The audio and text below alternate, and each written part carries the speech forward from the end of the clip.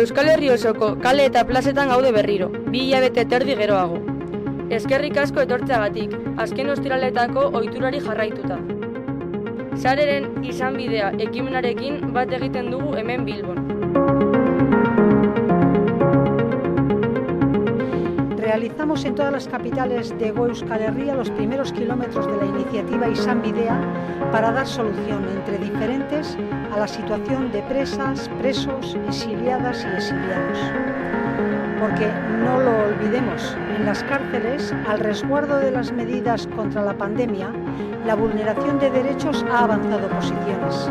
Es urgente que se pongan las medidas necesarias para la reactivación de las visitas.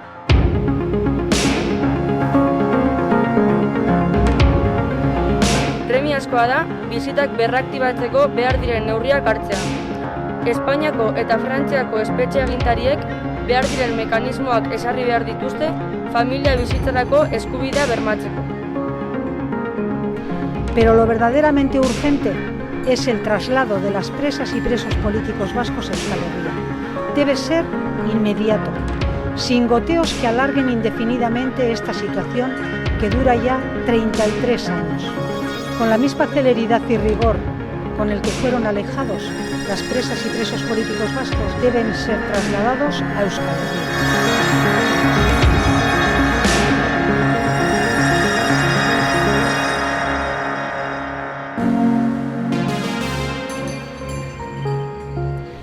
Euskal preso eta iheslariak etxera, etxean eta bizirik nahi ditugu.